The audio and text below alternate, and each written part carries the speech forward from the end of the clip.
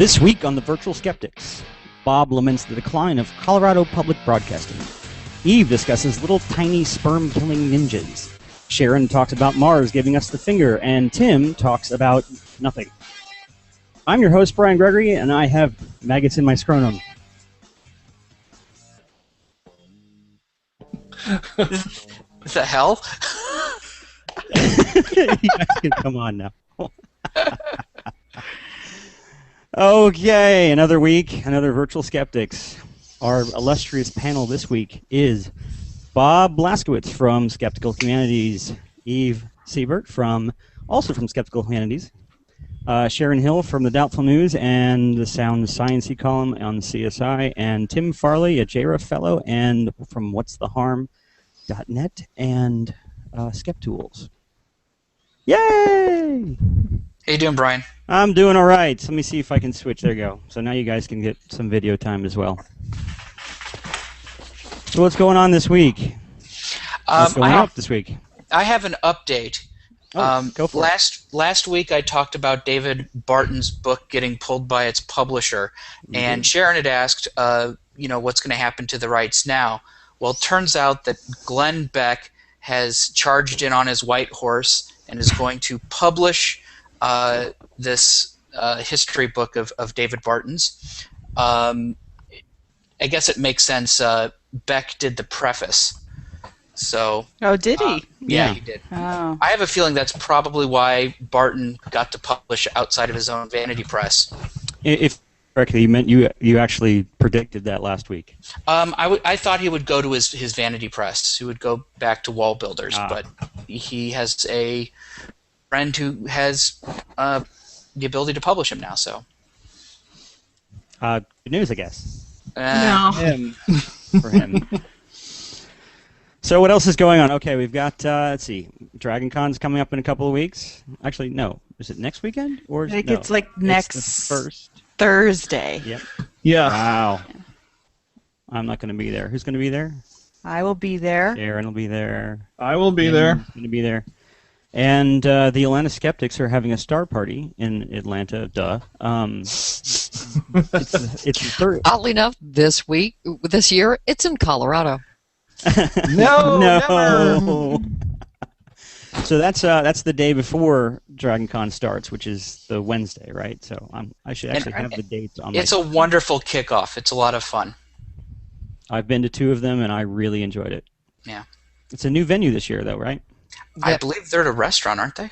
Yeah, it's at a restaurant in downtown, so it's easier to get to. It's not super easy to walk to, but it's a very short cab ride. It's just on the other side of downtown, called Stats, and they have a rooftop deck.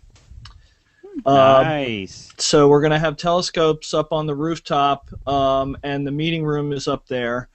But, of course, we are in downtown, so the light situation is not going to be great.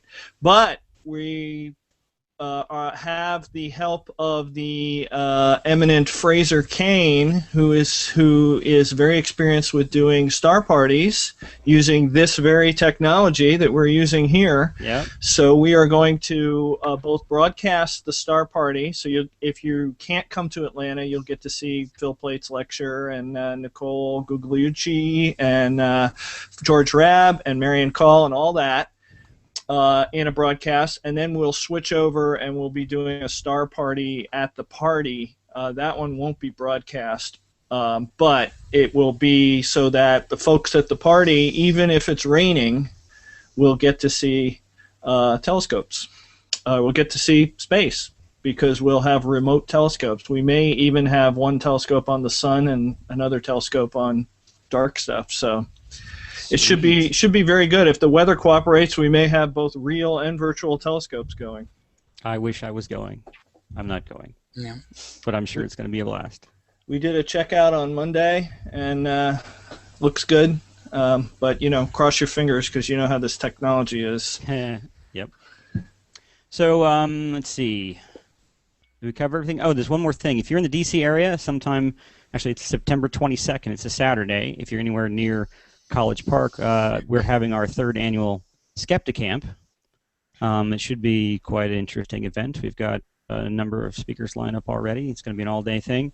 If you want to know more about that, you can go to SkeptiCampDC.org. If you want to know more about what SkeptiCamp is, go to SkeptiCamp.org. Also, the Atlanta Star Party is, let's see, Atlanta Skeptics have their own website, atlantaskeptics.com/Star Party, if you want more information on that. There, that's the announcements. Wow, that was rather smooth. One more thing, of course. This is live, and if you're watching, we're watching you. If you want to comment on the YouTube page, or you want to comment on any of the posts that we put up announcing the event, we are trying to follow. And if you have questions, I'll try to work them in. So this is live. And I guess it's about time to get started. Up first, Bob and public television. Yeah. Go for it. Yeah. Well, this week I'm going to be talking about a fundraiser. On Saturday, during their pledge drive, Colorado Public Television 12 premiered Explosive Evidence, Experts Speak Out. It's a truther film produced by architects and engineers for 9/11 Truth. Present at the studio, and you can see the poster for it there. Present in the studio during the commercial breaks or the fundraising breaks was the founder of the group, Richard Gage, when he was was being interviewed by the host and producer of the fund drive, Sherry Burnson.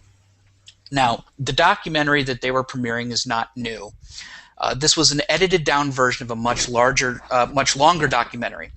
And what I want to talk about tonight is not the content of the film, which is a rehash of the same old tired, nanothermite, free fall velocity conspiracy theory. Yeah. But the strange aberration that CPT-12 represents in the community and the disservice they're doing to their viewers. This is not the first time that the station has aired a 9/11 truther or a conspiracist video. 9/11 Press for Truth was aired in 2009, as was 9/11 Blueprint for Truth, also produced by Gage's group. When the station was still KBDI, they aired Camp FEMA, American Lockdown. And when Camp FEMA aired in 2010, Burnson said, quote, "It was our most successful pledge program since we rolled out this pledge drive. We were flooded with calls." Yeah. The station had been airing the 2006 Freedom to Fascism since at least 2007, which Burnson said was, quote, "one of our top performing programs for over 2 years." She also said about Freedom to Fascism, quote, "It was a fundraising success, and fundraising is really tough right now.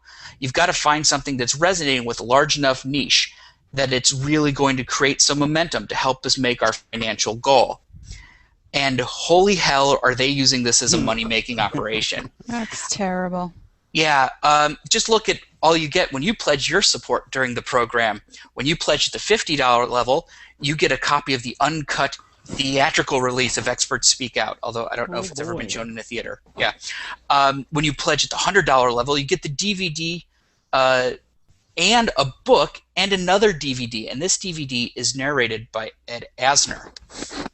At the $180 level, you get that, David Ray Griffin's book 9/11 10 Years Later, and a copy of Architects and Engineers San Francisco Press Conference, which is Richard Gage's endless PowerPoint presentation. But wait, there's more. At the $300 level, you get 5 DVDs, including Hypothesis, which includes the disgraced physicist Stephen Jones, and 3 books. That's an absolutely free value because all this stuff is available on the internet. How much do you have to give to get your own personal Richard Gage? He gives himself freely to people. Oh boy. Yeah. Well, airfare, I guess, and lodging, but that's what it takes to get him to you. Not only is the station fleecing the gullible and the people who are genuinely scared, but they're getting free labor from local truthers who showed up to answer phones. This, of course, happens during all begathons, but putting truthers in a television studio almost guarantees that bad things are going to happen. Really quick, future note: don't put images with real phone numbers up on the video chat. Oh, Go Do ahead, not Bob. call now. do not Do call. not call. Do Well, not that's- pledge. Yeah. All That's right. the number for that public television station, so it's a public number. Okay. Yeah. For instance, one representative of Colorado 9/11 Visibility was there, Tom Colbert, recommended that people who donated to this station might want to take the materials that they received for pledging and give them to schools. Oh. Yeah, I know. So whether or not she is cynically milking conspiracy theorists for coin or honestly believes that 9/11 has not been well investigated, how does Sherry Burnson justify the station's actions? She gives a few answers, and none of these hold up very well in my book. First, she says, quote, "We're just opening up content. We air information not readily available in the mainstream media. Folks from the community came to us and asked us to air this content, and we're exploring it." This is a triple play of bullcrap.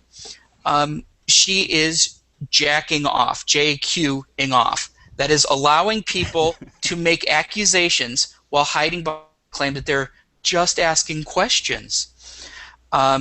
Second, she's committing the genetic fallacy, placing value on the origin of a claim as if not being mainstream was in itself a mark of trustworthiness, something that conspiracy theorists actually subscribe to. They'll go to an independent source rather than an authorized source, you know. And lastly, she's committing kind of this dilute ad populum, as if the fact that people asking for something to be aired makes it worthy of being aired. But that's what makes this too attractive a fundraising strategy to ignore.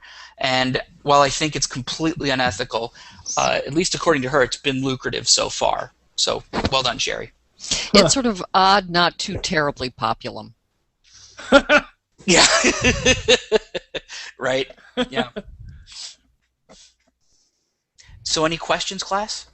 Well, I mean, they're taking advantage of people who believe stuff. Are we talking about a population who has some expendable income to give to this cause? Yeah, I wouldn't have thought so, but maybe they do. Or are they just so enthusiastic about it that that's what they want to give towards? The thing is, I think it's not necessarily about how much people are giving, but the number of people that they can attract with this. When I was back in Atlanta, the internet was all abuzz with news that a TV station covered the chemtrail issue, and it was CBS Atlanta. And when I went to the station to look at the feedback that they got, right, the reporter Jeff Chirico told me that it was unlike any response he'd ever seen before. That people from all over the world were writing in and responding.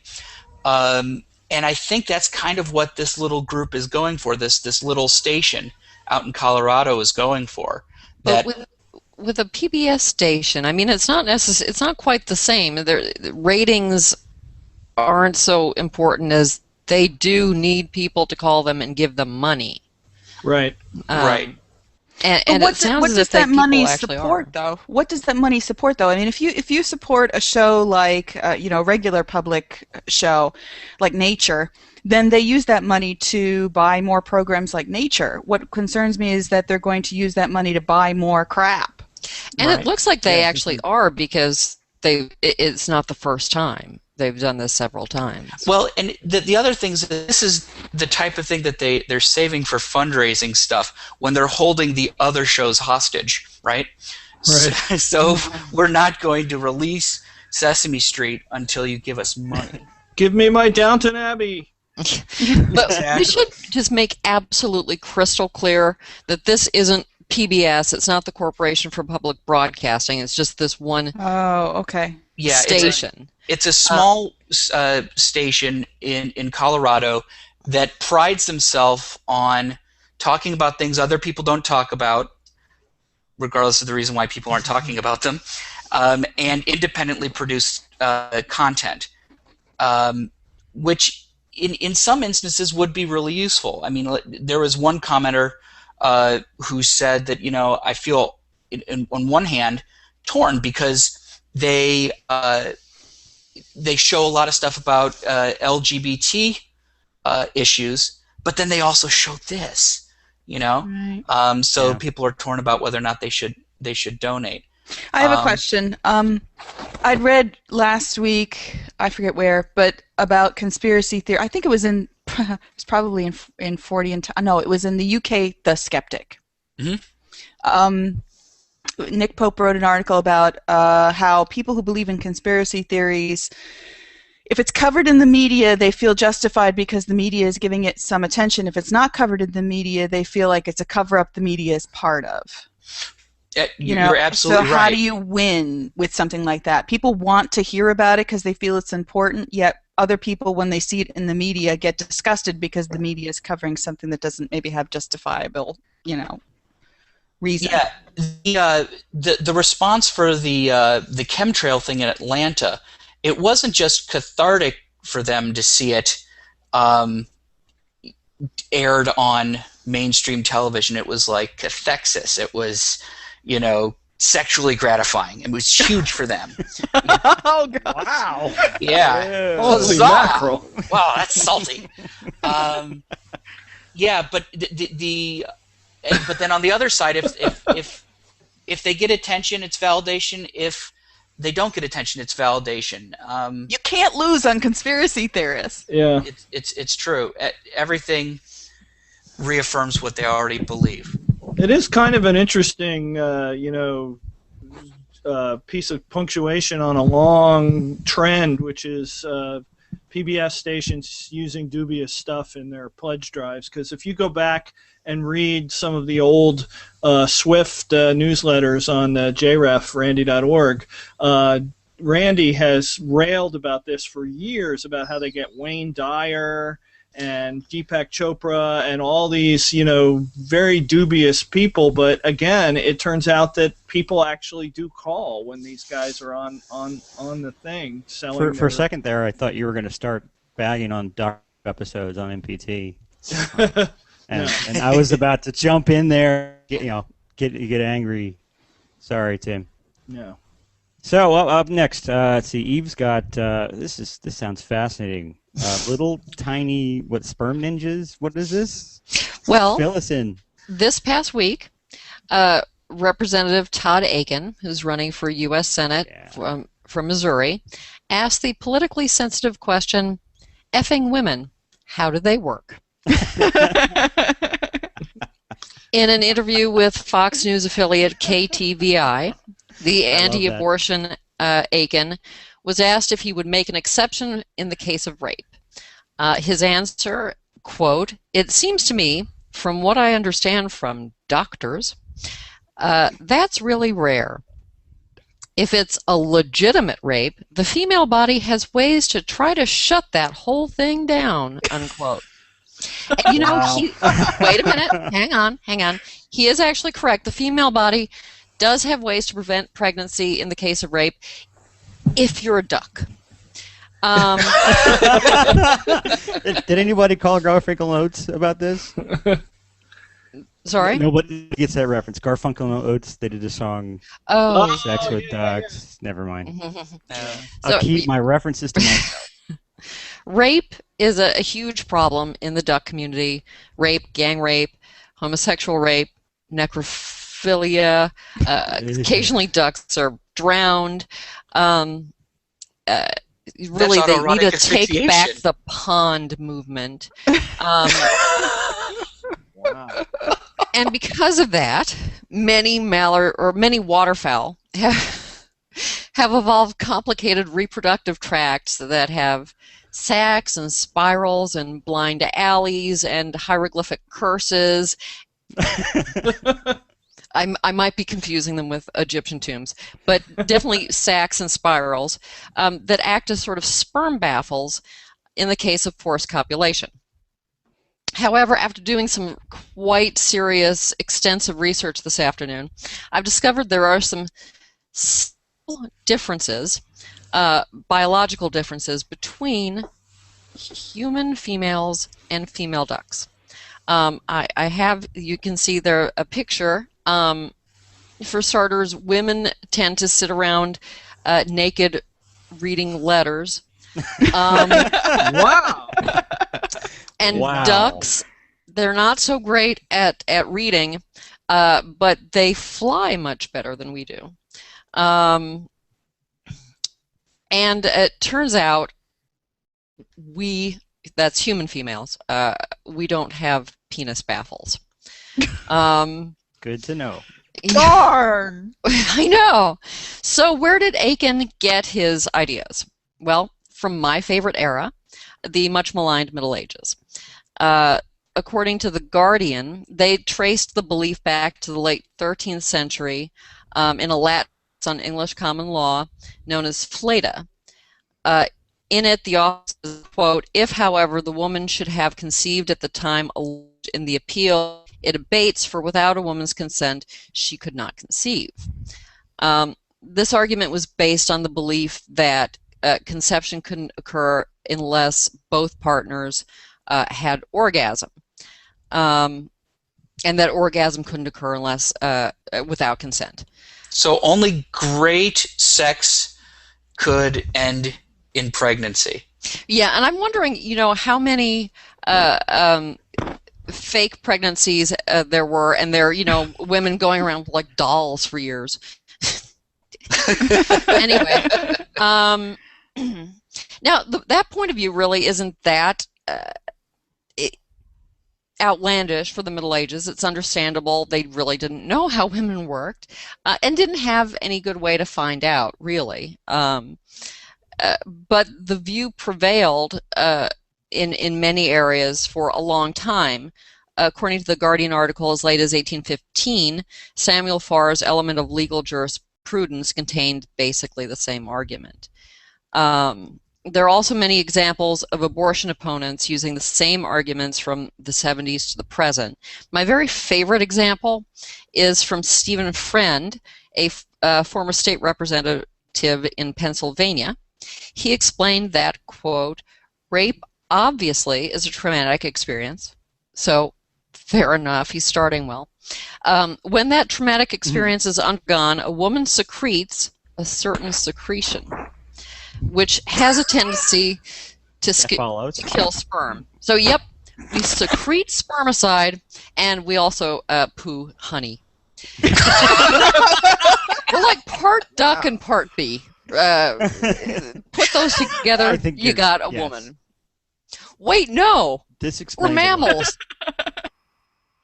Then in 1999, John C. Wilkie, who was actually or is actually a physician and a former president of the National Right to Life Committee, argued in Life Issues Connector that, quote, "To get and stay pregnant, a woman's body must produce a very sophisticated mix of hormones. The trauma of rape interferes with the sophisticated mix and will radically upset her possibility of ovulation, fertilization, implantation, and even nurturing of a pregnancy," unquote. And that's about as detailed as any of these arguments get. It has something to do with female hormones, and they're all mysterious and dangerous, and you probably shouldn't look too hard at them. Well, so how did they? I don't understand women, but how did they come up with these conclusions? Obviously, it was not from any scientific observations. Yeah, I think possibly ideology might have been leading them a little bit. But that the thing about hormones is, as far as I can tell, as scientific as it gets. Most of the pro-life politicians, including Aiken, have been a lot more vague, leaving open the possibility that women do have microscopic sperm-fighting ninjas. Yeah, anyway, I'm sure many women would like to know how to, activate their little internal armies. See, I think if we were going to have we're not told how to do that. Better to have some sort of massive spike that comes out of our navel and private parts to impale a would-be attacker, rather Excellent than idea. Yes. to prevent the rape at all, rather than the pregnancy. Was that a species reference? No. No, not particularly, but What a darn good idea. yeah. So now you may be asking, and peer-reviewed scientific studies? Well, they don't actually so much back up the sperm-fighting superpower hypothesis. An article in the August 1996 issue of the American Journal of Obstetrics and Gynecology found that women who were raped did get pregnant at roughly the same rate as women who were not raped. And the authors estimated that 32,101 pregnancies resulted from rape each year, and that's just in the U.S. Now, since the original interview, Aiken has apologized several times. He said he misspoke, he used the wrong words. He's also admitted that he was wrong, but he really focuses on this misspeaking thing. It's difficult to see how you can misspeak that. It's not just a slip of the tongue to say women's bodies prevent pregnancy. Apparently the misspeaking thing has to do with legitimate rape. He meant to say forcible rape. That's better. Anyway, despite pressure from the Republican Party and pulling of funding, Aikens refused to drop out of the race, and he still leads incumbent Claire McCaskill by a small margin in polls, which is unbelievable, disturbing. Yeah. Yes. And Yeah, I would like to thank him for his decision to stay in the race, though, because I strongly suspect he's going to get pummeled mercilessly for this. And this is right before the GOP convention, where their plank has a provision for a constitutional amendment which does not include provisions for rape or incest. Yeah. Right. Exceptions for rape and incest. So this is something that the Republicans really have to worry about. Their position on things. Yeah. It makes their position look bad or something. Yeah. Or something. I saw a tweet this afternoon by a fellow by the name of Dr. Dry Skull that I thought summed this whole story up pretty well. And he put it this way: Todd Aiken would love to show you the science books that back up his rape views, but unfortunately they were lost in a 13th century monastery. Well, a number of Nice. politicians who have said things like this have said, well, and I got the studies to back it up and I'll show you. And so far, none of them have, because they don't exist. Show me the PubMed link. Show me the PubMed link. Exactly. There never is Well, one. Well, I have a segue because yeah, go for it. he wasn't the only politician, Republican, especially to say something stupid last week. I'll just, in Kentucky, several Republican lawmakers were annoyed with the new proposed student standards and tests that included, as they should, evolution. So one of the senators, Givens, said, "I would hope that creationism is presented as a theory in the classroom, in a science classroom alongside evolution." And then another representative, Wade, said, "The theory of evolution is a theory, and essentially the theory of evolution is not science. Darwin made it up." Yeah, so they're really, head exploded because that's the most ridiculously wrong thing I heard about science. I'd never this week, heard that other than before. Aiken. I am convinced. Yeah. Wow. I mean, not only is he astoundingly mistaken on the understanding of what science is and how it works and how U.S. case law has clearly prevented creationism, which is a religious belief, from being endorsed in the school. So, yeah, they were on a roll, these Republicans, with their stupid science ideas. Really bizarre. But my main story this week is silly in a different way. So the site UFO Blogger detailed an image from Mars Curiosity that was highly scrutinized. Now this is the image. It shows the wheel, but the zoomed-in image captures what looks like a stone finger with a nail on it. Now the It website was says one of the NASA engineers left it on the vehicle when it got hurt when they packed it in the spacecraft and took but it it's a to Mars. stone finger. It's not real. That's So- probably the Mohawk guy's finger. No. Well, that could be, that could be proven, but this cannot because, if the UFO blogger guy says that if the rover wheels are 29.5 inches wide, then this fossil finger is roughly 5 to 6 inches in length. That doesn't make any sense. Other people says it actually looks smaller.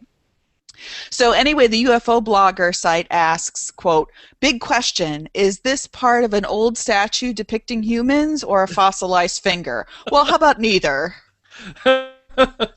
It resembles a stone finger, but under close examination of the rocks about the surface, you can see other faces and possible parts. It's like an I Spy for potential human pieces. It amazes me that people are still taken in by pareidolia, like right and left, everywhere. Well, it's pareidolia, and it's humans. That's what we do. We look for things that look like other human parts. I think we're hardwired to do that. Yeah. Now, the interesting thing I thought was that Mars photographs in particular are well known for producing pareidolia. The most famous one is the Cydonia area face on Mars, which was taken by the Viking 1 in 1976, and later high-resolution imagery showed that it was not that impressive. It was a big feature, whereas this finger is really tiny. And Space.com had a great page worth of weird photos from Mars. So they found the bunny, or the bunny slipper. Yeah. There were several other faces. There was an elephant There's a blob face. right? There was a rock person who was also seen to be Bigfoot because he appeared like that iconic big walking pose that we've seen so often from the famous Patterson-Gimlin film. They've also seen a happy face. And of course, the very first one was the canals of Mars. People thought that they saw things on Mars. So this finger continues a long tradition of anomalies seen on Mars. Wasn't there a Homer Simpson, or am I thinking of the moon? Was there a Homer I'm Simpson? not sure. He's found in lots of places. Yeah. But it's not surprising that people are seeking these anomalies. People are anomaly hunters. They go and they deliberately look for these things. They look for the potentially odd.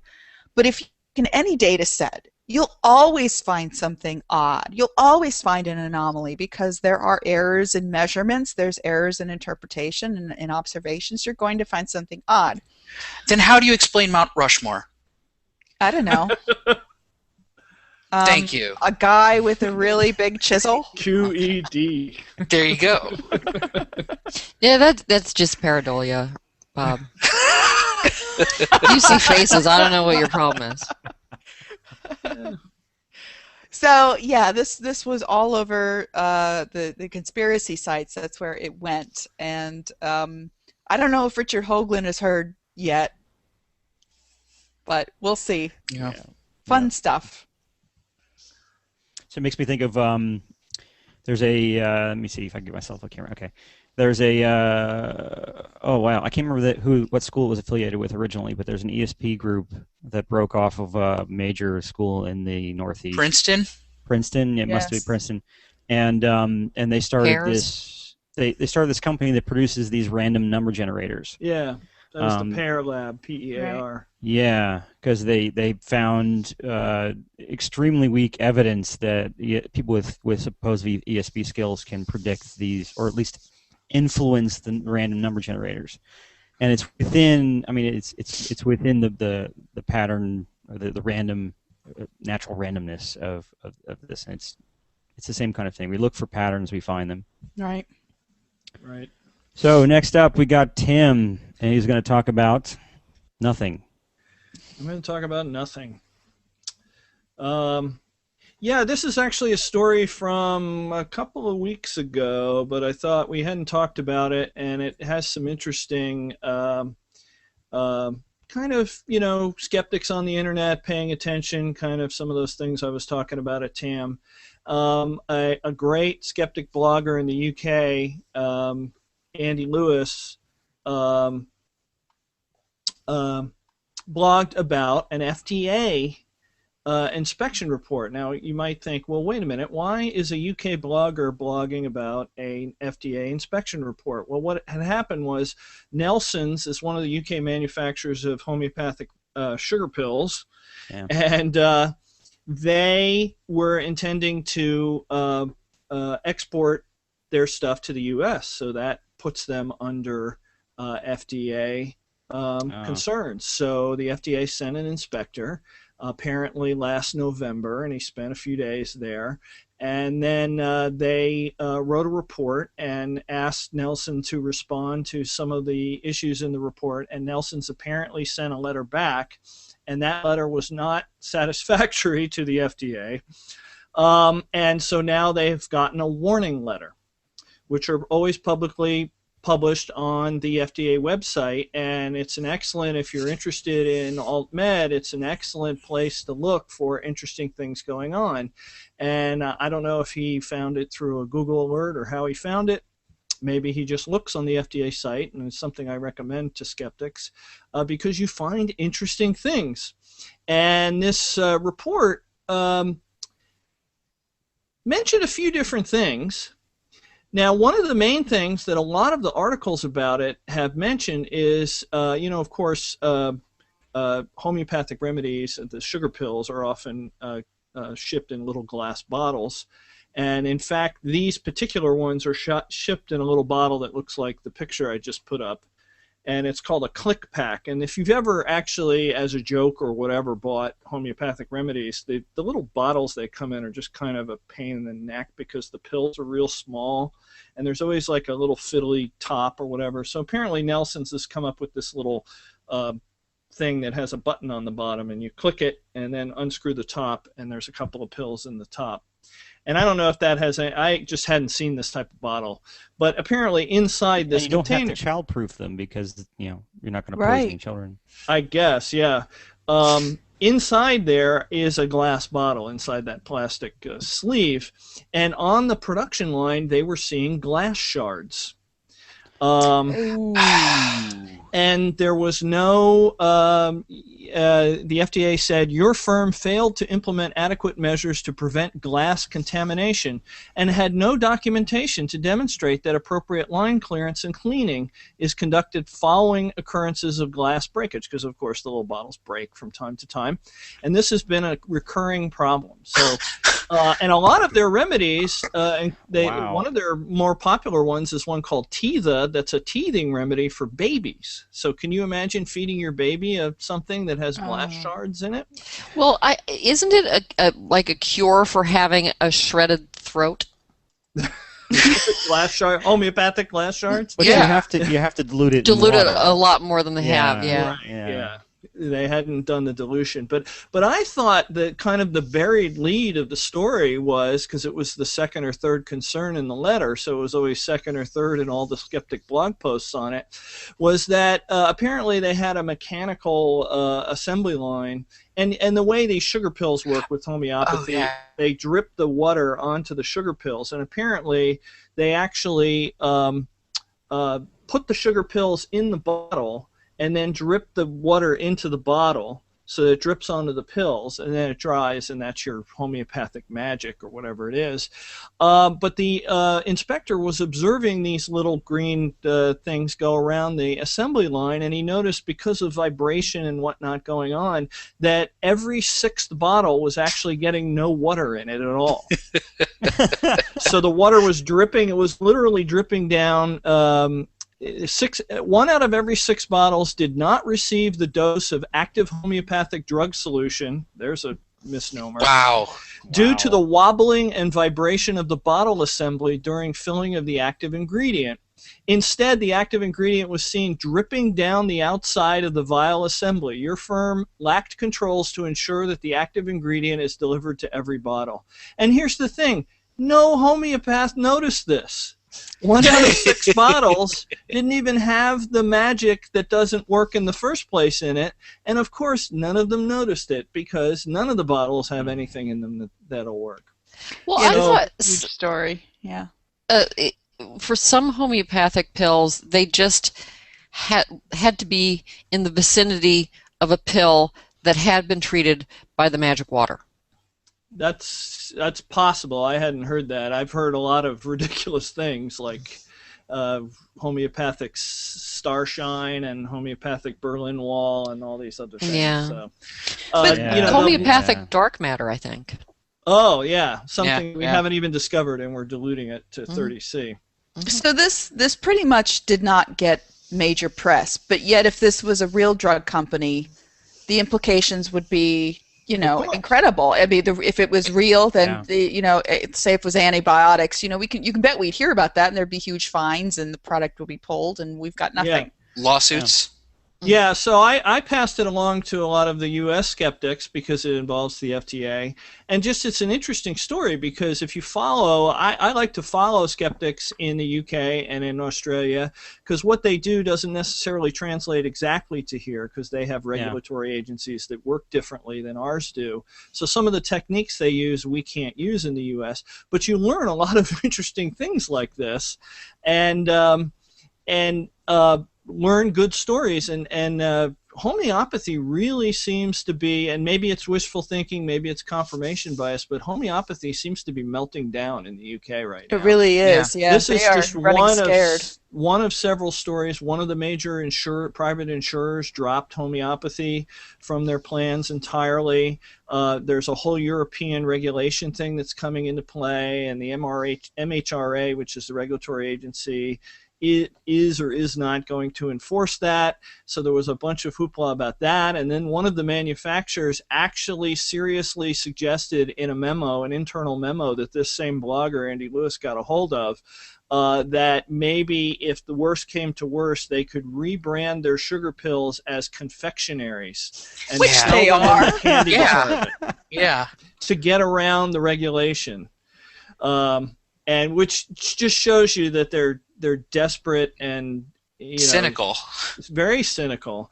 And a lot of the British skeptics have been on Twitter for the last few weeks constantly badgering the homeopaths saying, why aren't you in Nelson Homeopathics, that's the name of this company, why aren't you in their face complaining about this, about how they're not manufacturing their remedies correctly? This is affecting your business. Yeah. You should be at the forefront of this. It shouldn't be skeptics telling this story. It should be homeopaths.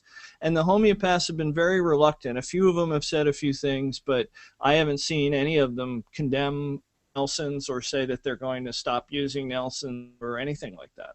I wonder if, like you said, that it does appear that UK homeopathy is really on the run. They're just not looking good in any light these days. Will that translate to the US market? I tend to think it won't. I don't know. Sometimes these things can be leveraged. Like, there's some stuff that went on in Australia, and there was definitely attention paid to the fact that they had done a homeopathy evidence check in Parliament the year before, and the Australians are like, well, the UK is on the verge of throwing this stuff out. Why are we still licensing it? Now, maybe that's a Commonwealth thing, but at least we can make the argument. We can, if it gets to the point where the UK doesn't have homeopathy anymore and Australia doesn't have it anymore, maybe. And it has the same status as witchcraft. Right. Right. So I thought it was an interesting case of different countries doing different things and skeptics cooperating. And one of the sort of pending parts of this is this is just a warning letter, but it refers to an inspection report and to a letter. And I filed last Sunday a Freedom of Information Act request with the FDA to get the underlying report from this. And who knows, maybe there'll be something else in that report that will be of interest to skeptics. Maybe not, but it's worth doing, and it's easy to do. The FDA has an online form that you can file a FOIA request, and the British skeptics didn't know, whether they were, legally entitled to file one. And I'm like, okay, well, I'll file it for you. Even if I have to pay $20 for the copying fees or $50 or whatever, it's worth it to get the document out there. Should link to that in the show notes. Did they actually see glass going into these? I don't think they actually saw glass going into the bottles. I think they just saw glass in the vicinity of where it was going on, and that's a concern because it might be evidence of glass ending up in the bottles. And they didn't have appropriate procedures in place because normally in a factory like that you would have a procedure. If a bottle breaks, you shut the line down, you clean it, you vacuum or whatever. You have a stated procedure of how do I clean the line up so that there are no glass shards before I start it back up. The quote is 3 examples of violation of section 211-100A are as follows. During the inspection, the investigator observed glass fragments present during the manufacture of, then it had the click pack assembly. So I'm not sure if he observed them going into the product or along the assembly line or whatever, but not good. Well, hopefully we'll get the full report and maybe we'll answer that question. Yeah. And at the very least, I'm learning a little bit about how do you file a Freedom of Information request with the FDA. I've never done that before. Cool. That sounds like a SkepTools post. Yeah. Absolutely. The FDA, somebody from the FDA actually called me back, and apparently you have to be very careful how you word your request because they'll sort of they'll interpret it in ways that you don't expect. And he told me that the way I had worded the request, it would take 22 months for them to find and process all the documents that could possibly apply. That's true.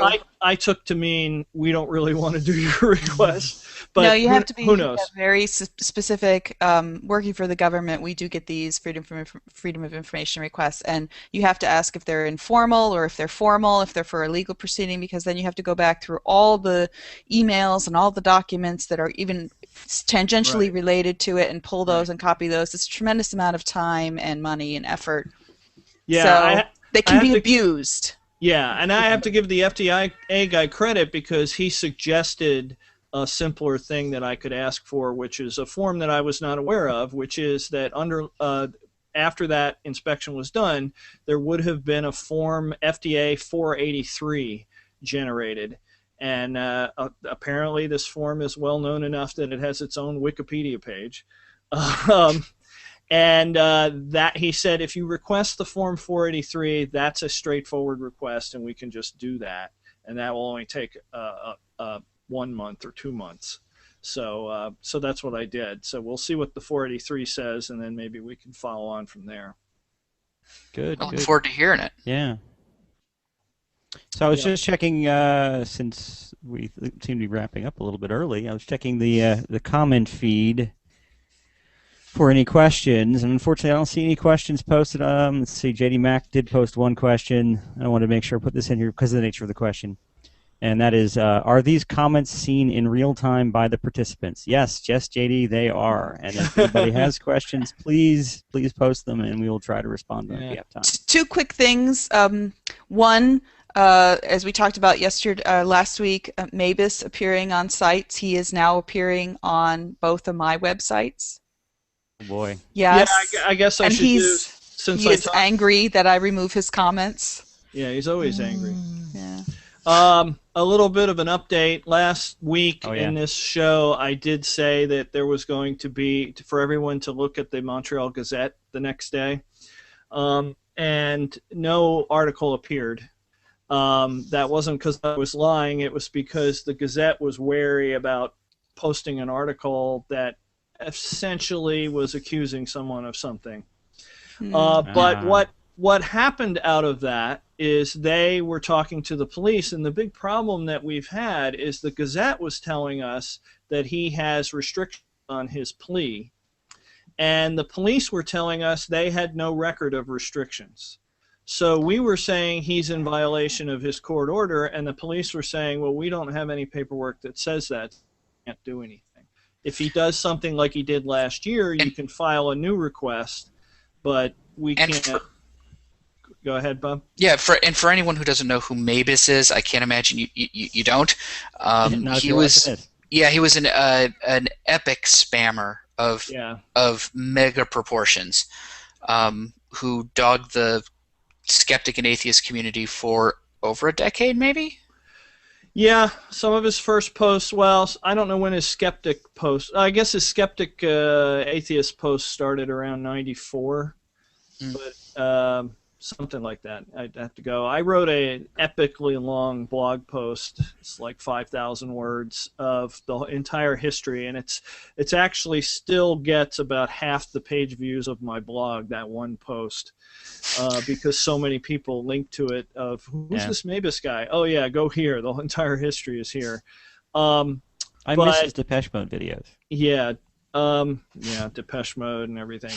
So anyway, the police agree with us now that he if this is him, he may be in violation.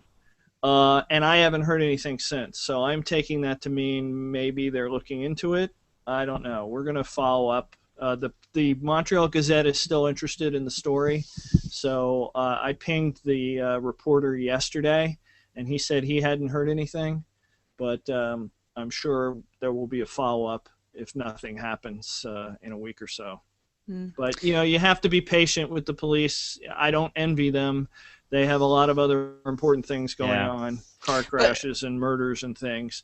And it's difficult. I do computer security forensics for a living, and tracking someone down and getting evidence that's usable in front of a judge is not trivial. It's hard to do it well. So I would make one recommendation. When he tried to post on my personal blog site, it is moderated, so the comment did not get through. And he did not try again. Right. On the other site, it appeared. I immediately took it down. He provided several other comments trying to get it through with different IP addresses, which were blocked automatically. And he gives up. Yeah. So I would suggest that moderation is the key. Moderation is the key to keep your blog and comments on a civil level to begin with. Mm-hmm. It's a good way to keep Mabus out. Well said. Second thing, Brian, they found a dinosaur footprint at the Goddard Space Center. I didn't even hear about this. You did not hear about this? No, I did not. Was it today or? It was yesterday, I believe. I saw the story. They found they uncovered a footprint of a nodosaur, which is kind of like an ankylosaur type dinosaur from the Cretaceous, and they found a footprint that they believe is from this dinosaur, and they preserved it, and they're working with a couple experts to try to excavate that and preserve it. I wonder what area of the center they found it. They're not really saying, they're trying to be a little bit vague, but because it is government land, I believe, they are allowed to do what they feel is necessary with it, but also keep people off. Right. Well, I was thinking that, I have access to the facility. I might be able to go get a picture. Yes, it's very cool. There's really nothing like putting your hand inside a dinosaur footprint, and it just feels really weird. You can actually see them. There's actually one in Gettysburg National Park, right along one of the bridges, where you can actually put your hand into the footprint of a dinosaur. It's really cool, and it's cool. I did that once in a sidewalk. There was a dino print. It's really cool. My hand on the sidewalk. Yeah. All right. Just wanted to bring that up. Cool. Did it very cool. Did it look anything like a dog's paw at all, Bob? Not at all. It didn't look like anything. It was very wide.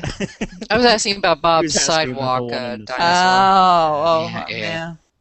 It had a smiley face and it signed his name with a heart over the eye. Spelled its name wrong. Nice. It must not have been a T-Rex. Here, we might as well prove that we're live again. Here's a comment from YouTube from Anthony Barnhart. He's asking, is Mabus just one person? He really gets around. Yes, as far as we know, it's one person, and he posts quite obsessively, and I've got records of some of his recent posting, and you can kind of see him going from one website to another, and he just cuts and pastes the same post over and over and over. And I'd like to. Tony has a post up at the Swift blog right now. He's a magician and a psychologist, and he's teaching a class about the psychology of magic. And I think that's starting very soon, if it hasn't started already. Cool. But go and check that out. It's a really interesting read, and we're going to follow up on it later in the semester to see how the class goes. Yep, So, I just looked, and it's still currently the top post on randi.org, so it's right there at the top. hot dog. Good stuff. Well, I guess that's it. That's this week's Virtual Skeptics. Thanks, everyone, for everything, and thanks for watching. And Wait, our books. What? Oh, that's right. We forgot book time. It's book time. We have time for book time. Who wants to go first? Boy, not me. I have a book prepared. Need a page. Page. Something small. I got a short book, so 2 digits. 37? 20, oh, 37, okay. Do 37? 37.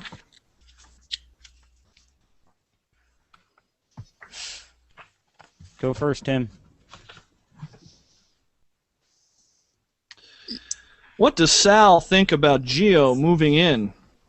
Well, so much for battening down the hatches. After all about bracing myself for the Category 5 hurricane that is George Carlin. You know, all that stuff about drawing boundaries and fortifying my independence. It all went out the window, as you can see in this email from Sal to Geo. I know that song. And shone forth, and in several hours, again the sun was fully bright. I just saw that show. Go, Bob. In scholarly work requiring exact references, abbreviate titles that occur frequently, giving the full forms in an alphabetical list at the end. As a general practice, give the references in parentheses or in footnotes, not in the body of the sentence. Omit words act, scene, line, book, volume, page, except when referring to only one of them. I have a guess on that one. Yeah, I do. I have one too. Go, Eve. The dead were not normally concerned with the living, nor had any immediate knowledge of what went on here. Short and sweet. Good to know. All right, now Okay. we reveal. No, I got in mind too. Oh, yeah. Scott Kim, who tells me he invented this puzzle in 6th grade, has cut a large capital letter from a sheet of paper and given it to a single fold. It is easy to see that the letter should be an L, but that it is not the letter Kim cut out. What letter is it? And there's a picture. Tim, what's your book? My book is the George Carlin Letters, Yeah. which I just got for my birthday 2 weeks ago, Yay. by Sally Wade. Go ahead, Sharon. Mine is The Bible According to Einstein, a scientific complement to the Holy Bible for the third millennium. No author. It's No author. I swear I thought you were reading from the Book of Mormon. No, I've had this I book thought for so, like too. a decade. It's extremely wonderful. I strongly suggest it. I don't think it's in print anymore. Okay, Bob, are you strunk in white? I'm totally strunken in white and in beta. Yeah. Nice. Eve. Ghosts by R.C. Finucane. Oh, I have that one. It's very good. It is very good.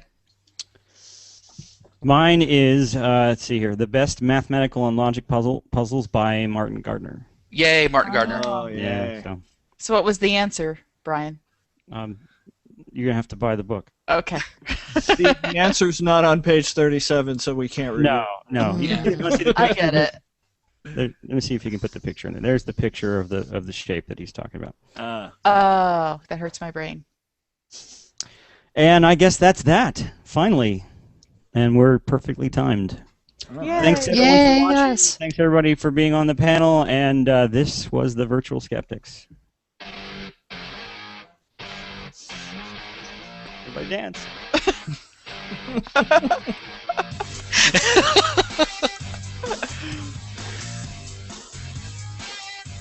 When do we shut it off? Like 20 seconds.